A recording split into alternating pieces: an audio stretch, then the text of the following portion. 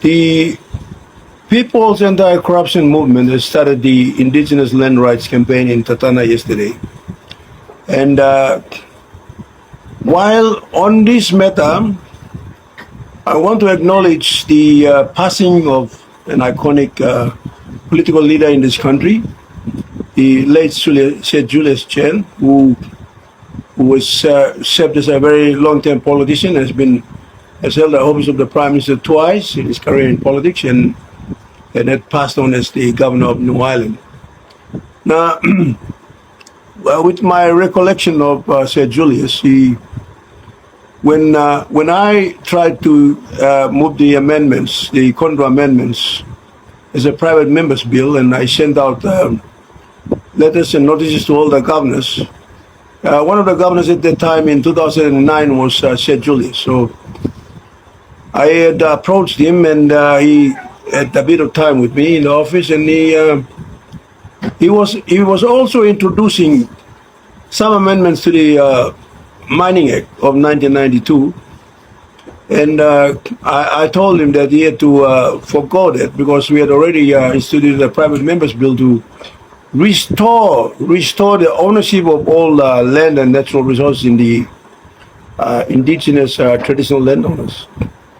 And after some time, I persuaded him. So Sir Julius offered me a job in New Ireland to work with him, and I had declined that because I didn't want to lean too much to any particular politician, and not particularly Sir Julius because of his role in the Bougainville crisis, where 20,000 people had lost their lives on the Bougainville Island. And if anything, if any introduction he was going to make was to sort of say sorry for what he had already done wrong in causing the loss of lives and destruction on the island of Bougainville. So I declined the offer to I declined the offer that he made to me, and I had pushed on with the private members bill on our own.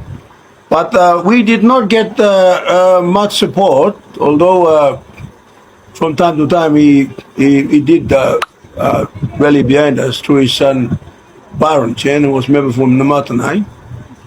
And we ended up in the meeting at Goroka together, which finally saw the dethroning of Sir Michael Thomas Murray as Prime Minister a few years later. But insofar as amending the British laws, the defective and faulty British laws that had deprived us of our rights to our land and our natural resources,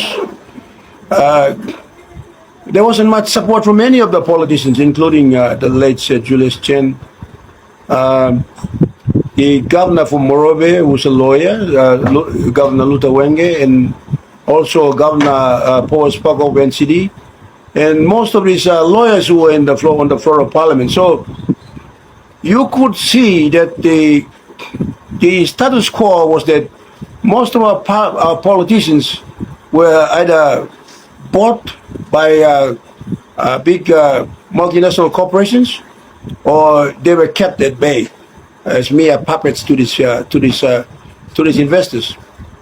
And Sir Julius was a very important member of Parliament because of the fact that there were two of the biggest gold mines operating in New Ireland, in the Lear mine and the Simbury mine. And I think much later in life, he kind of regretted the fact that he did not use his powers when he was Prime Minister of the country, and tried to introduce an amendment which he wanted to push on the floor of Parliament. But age and ill health did not permit that. I think in 2023 he got the late John Pasca, President of the Trade Union Congress, to get a committee going, and I was on that committee. We had made one appearance at the University of Papua New Guinea, and then we never continued because there was no coordination, no program, and no funding support. But he left a legacy, which was very much like, well, I've done the wrong thing, but we could do it right now. But that came a little bit too late.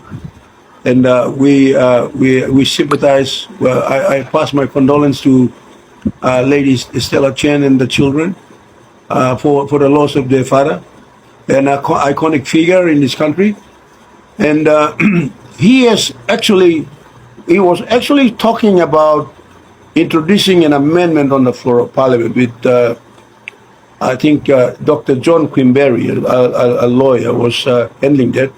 And we have met with John Quimberry on several occasions, but nothing permanent has transpired so far.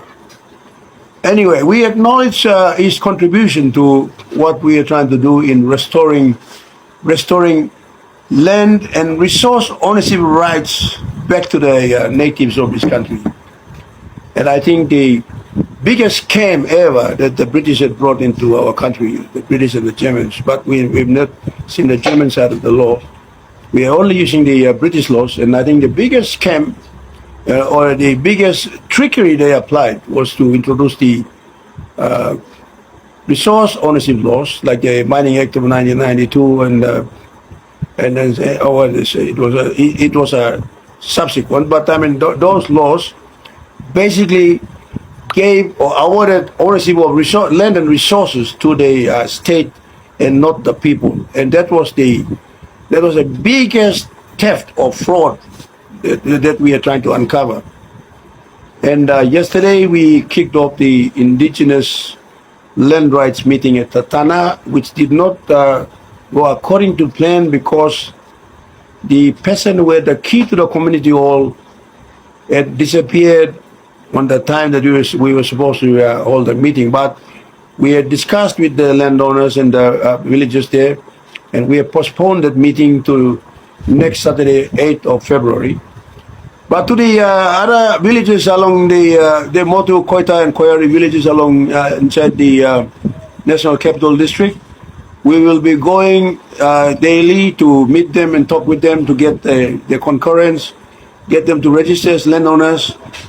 Because this year, on our 50th anniversary, we have sworn that we will restore or give back the land rights and the resource ownership rights to the landowners, which has been stripped off by faulty and defective British laws intended to steal our resources. And we are thankful for the people at Tatana, and we have notified them. They are spreading the word, and they will be around on the 10 o'clock on Saturday. And this time we expect other Motu Koitabu leaders right throughout the throughout the capital, nation's capital, to come forward to attend the meeting. And we're also inviting the media to come along, because to us, this is the beginning of we have had political independence for 50 years, and we have seen the result. We have started as a very rich country, and now we have ended up as a very poor country, despite all our resources. Being one of the top gold producing nations in this country, we are still poor. And I think it is not to do with the resource and the people of this country. It is to do with leadership at the national level, of the national parliament. We have been, like I've repeatedly said, we have had puppet leadership for the last 50 years. And this year we will not have any more puppet leadership. We will identify real leaders to come forward to pick up the fight and to restore economic and business control in the hands of indigenous Papua New Guineans.